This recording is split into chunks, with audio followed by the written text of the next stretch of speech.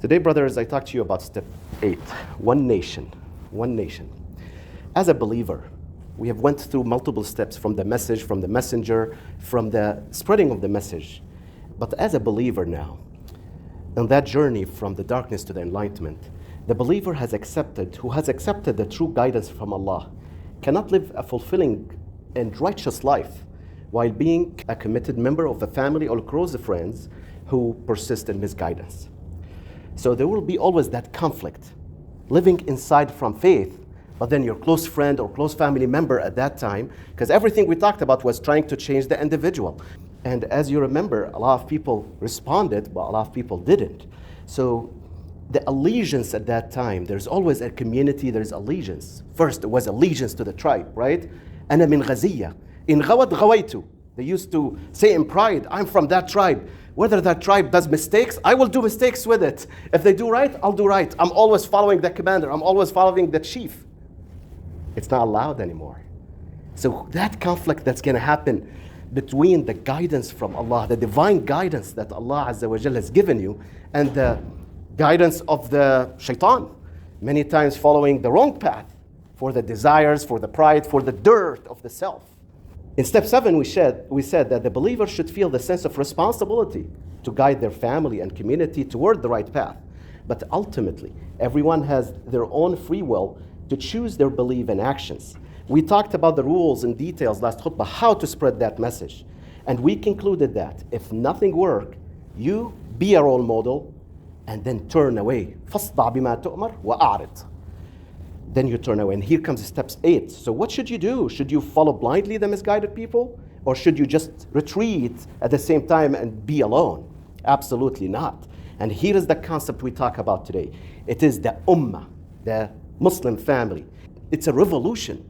It's reorganizing the relationships and ties. You are no longer committed to follow that chief. It's no longer based on the tribe or blood family or guardianship or protection that they had at that time, or we have right now. You do not blindly align yourself with people who are not doing the righteous things. This is not to break the typical relationships with your parents. No. Allah Azza wa Jal commanded that you go and grow these relationships. But whenever it comes to the orders and divine guidance of Allah Azza wa Jal, وَإِن جَاهَدَاكَ عَلَى أَن تُشْرِكَ بِي مَا لَيْسَ لَكَ بِهِ فَلَا تُطِعْهُمَا. If they force you to do shirk, to associate with Allah Azza wa Jal, that do not create with Him, you cannot listen to them. فَلَا تُطِعْهُمَا. But still, وَصَاحِبْهُمَا فِي الدُّنْيَا مَعْرُوفًا. Still be close companion to them.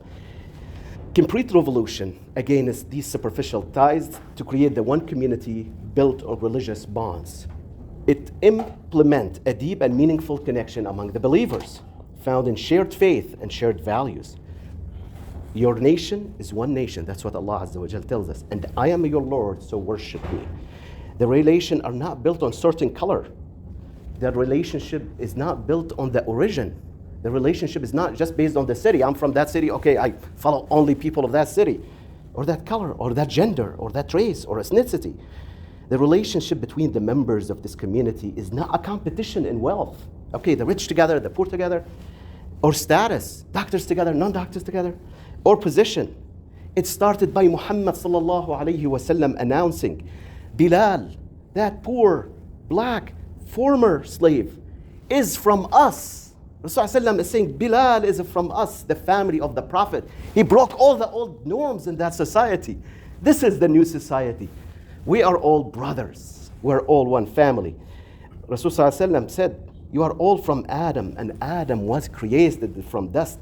كلكم لآدم وآدم من تراب.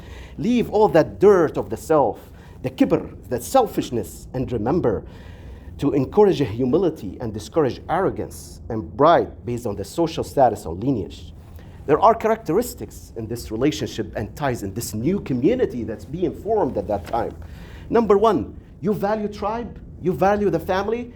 Here is the new rule. This is your family. It's the brotherhood. إِنَّمَا الْمُؤْمِنُونَ إِخْوَةً. The relationship, إِنَّمَا is أداة قصر. That's it. That's the only way of looking at that relationship. إخوة, brotherhood. Allah Azza wa Jal says, فَأَصْبَحْتُمْ بِنِعْمَتِهِ إِخْوَانًا. You become by His favor brothers. This brotherhood transcends tribal, regional, or familial ties. So regardless of the background, ethnicity, or social status, you are united in faith, and you should treat each other like brothers and sisters. What comes with this? Solidarity, compassion, support among members of the Muslim community. You might have different opinions, but the relationship is done. This is brotherhood. Even in settling disputes between brothers, right? Between members of the Muslim community, they are reminded that that relationship is still brotherhood. فَأَصْلِحُوا بَيْنَ أَخَوَيْكُمْ. So that's number one, brotherhood. Is that enough? Not really. We go to the second level. It's a guardianship, al-wilaya. Allah Azza wa Jal says, al-mu'minun wal-mu'minat ba'duhum awliya'u ba'd. Believing men and women are allies and guardians of each another. There is a mutual responsibility on both parties and care. The Muslim blood is equal. المسلمون تتكافأ دماؤهم يسعى بذمتهم أدناهم ويرد عليهم أقصاهم وهم يد على من سواهم. They support each other, they protect each other, and they are allies against others. Together, they enjoin what's right. يأمرون بالمعروف. Together, they forbid what's wrong. ينهون عن المنكر. They establish the prayer in jama'ah. They give the charity, and they obey Allah and His Messenger. Is that enough? We go to level 3. It's not enough. Brotherhood and protection, there is more. It is love. Love for the sake of Allah. وَالَّذِي نَفْسُ مُحَمَّدٍ بِيَدِهِ لَا يُؤْمِنُ أَحَدُكُمْ حَتَّى يُحِبَّ لِأَخِيهِ مَا يُحِبُّ لِنَفْسِهِ. Your iman is not complete until you love for your brothers what you love for yourself. Subhanallah, it's emphasizing selflessness and empathy. Love among the believers here is seen as a requirement of the true faith. It's not a manifestation. Okay, I'm a believer, that's why I gotta love my brother. No, it is a requirement. You are not a believer until you do that. Well, I can't love that guy. It's like he is Muslim, but it's Jannah or Nar. We will talk about it soon. It's paradise or there is a punishment. It is a requirement of deen. أوثق عرى الإيمان أن تحب في الله وتبغض في الله. The type of love is considered one of the greatest bonds of faith, reflecting the depth of connection within the Muslim community.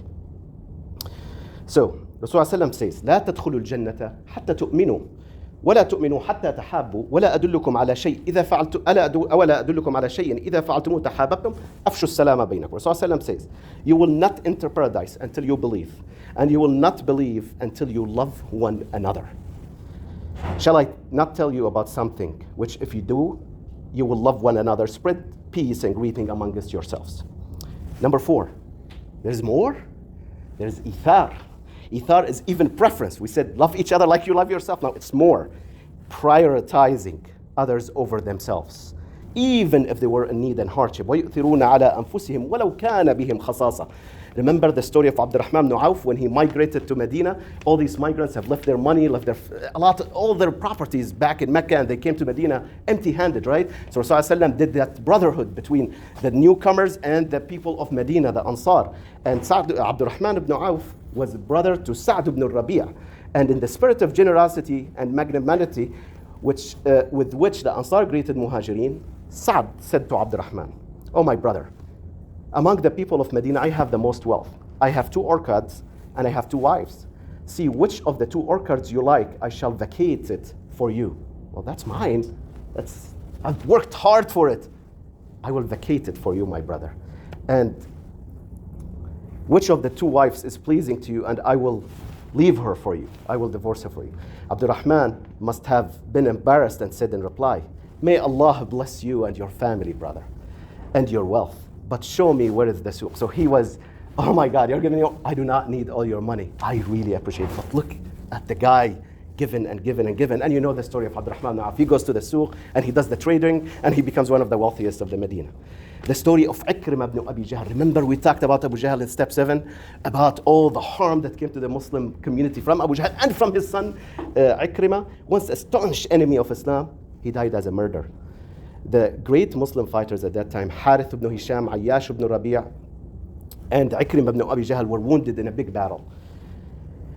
Harith was crying for water, and when it was brought to him, he saw Ikrimah looking at it. Ikrimah is wounded, he wants water. He was looking at it, it's very dry. The guys are dying.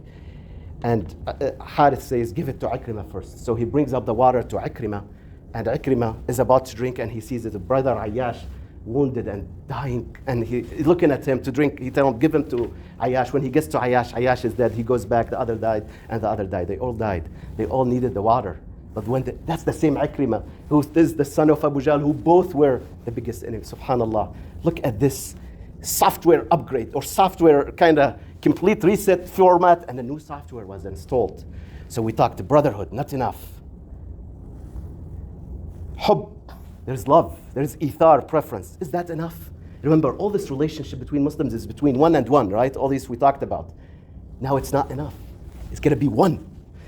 Unity as one body. Rasul ﷺ says, مثل المؤمنين في توادهم وتراحمهم وتعاطفهم كمثل الجسد إذا اشتكى منه عضو تداعى له سائر الجسد بالسهر الحمى.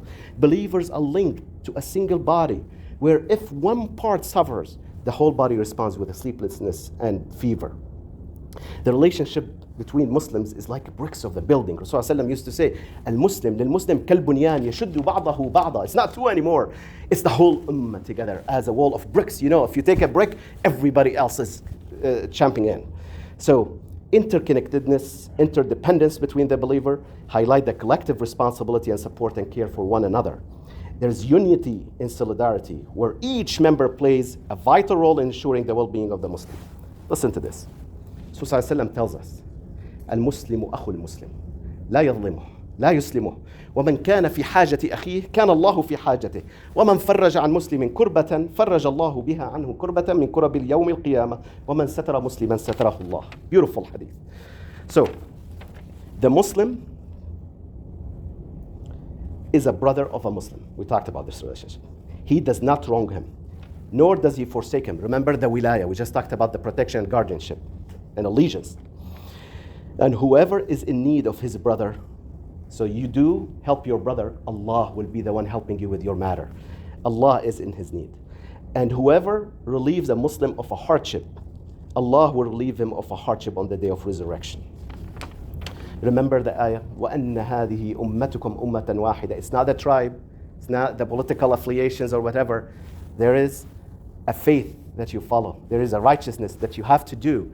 You need the brothers to be able to do this. وَأَنَّ هَذِهِ أُمَّتُكُمْ أُمَّةً وَاحِدًا وَأَنَا رَبُّكُمْ فَاعْبُدُونَ.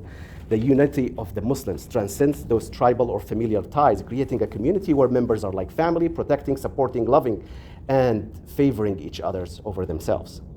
What is the reward to all of this? Listen to this. تبسمك في وجه أخيك. Allah Azza wa Jalla will write it as a charity for you. تبسمك في وجه أخيك صدقة. Smiling in the face of your brother is considered an act of charity. من ستر مسلما ستره الله في الدنيا والآخرة. Covering the faults of a Muslim. Covering the faults of a Muslim. We need to learn this really well. Allah Azza wa Jal will cover your faults in the life and hereafter. Some people are following the faults of Muslims to try to expose them to everyone on social media, or talking to other people, or kind of inform their friends so they don't get this. Man satara musliman, go talk to him, advise him, but you do not have to expose him. Man satara musliman satarahu Allahu fi dunya wal akhirah. Covering the faults of a Muslim will result in Allah covering the faults in the life and hereafter. When meeting a fellow Muslim with a handshake, that earns forgiveness for both of you. Look how simple this is. There is even more. On the يوم القيامة, Allah Azza wa Jal says, أين المتحابون بجلالي اليوم أظلهم في ظلي يوم لا ظل إلا ظلي. Where are those who love each other for the sake of Allah? That's on يوم القيامة. Allah will be calling for you guys. Today will be shaded by His throne on a day where there is no shade but His. Even more. This is when you hear this next hadith, you'll say, okay, I'm finding a brother in Allah, I'm taking care of that.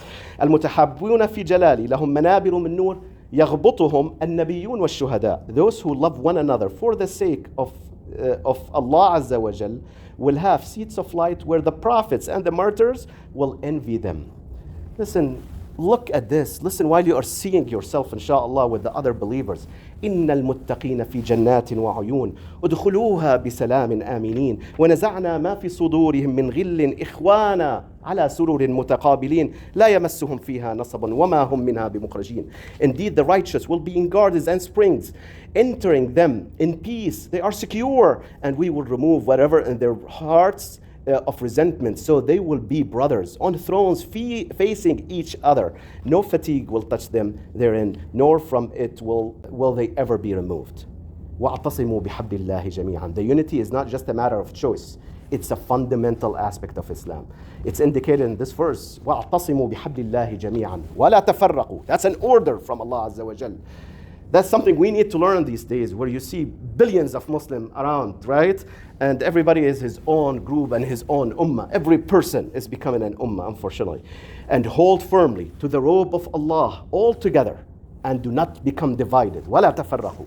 واذكروا نعمة الله عليكم إذ كنتم أعداء فألف بين قلوبكم فأصبحتم بنعمته إخوانا وكنتم على شفا حفرة من النار فأنقذكم منها كذلك يبين الله لكم آياته لعلكم تهتدون. And remember the favor of Allah upon you. What's the favor of Allah upon us? Usually it's the guidance, right? That's what we think. It's different here. And remember the favor of Allah upon you when you were enemies, and He brought your hearts together, and you became by His favor brothers.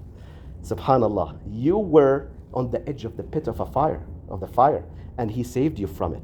Thus does Allah make it clear to you His verses that you may be guided. It's very important. We're talking about the reward, but we said it's part of the Islam. It's not a manifestation. لا ترجعوا بعدي كفارا يضرب بعضكم بعضا. So Rasulullah used to say, do not turn back to disbelief after me striking the neck of one another. So it's part of disbelief. Well, we still believe in Allah, but we still want to fight. No, it's done. It's part of the iman. سباب المؤمن فسوق وقتاله كفر. The believer's blood, property, and honor is inviolable, and fighting among them is disbelief. So these statements and ties that we talked about, the new ties, the revolution in ties among that community at that time, reflects the ideal unity and solidarity within the Muslim community.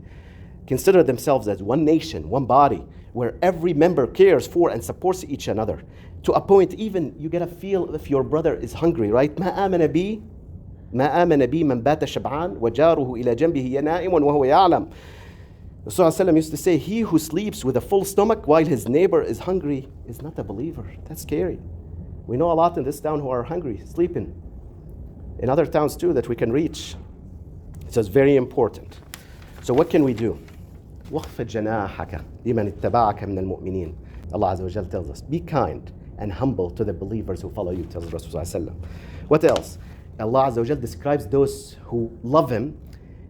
فَسَيَأْتِي اللَّهُ بِقَوْمٍ يُحِبُّهُمْ وَيُحِبُّونَهُ. What is the next characteristic? أَذِلَّةٍ عَلَى الْمُؤْمِنِينَ أَعِزَّةٍ عَلى الْكَافِرِينَ. Allah Azza wa Jal tells us about those people that He will bring forth. He will love, and who will love Him, who are humble toward the believers, powerful against their enemies. So always be humble toward the other believers, toward your brothers. Subhanallah. فبما رحمة من الله لنت لهم ولو كنت فظا غليظ القلب لانفضوا من حولك. Allah Azza wa Jal describes Sayyidina Muhammad. So by the mercy of Allah or Muhammad, you were lenient with them. And that applies to all of us. And if you had been rude in speech and harsh in heart, they would have disabandoned you from about you. So pardon them and ask forgiveness for them and consult them in the matter. Subhanallah. So that's the end of the khutbah today. So we talked about lots of principles about the relationships between the members of this community, of this ummah.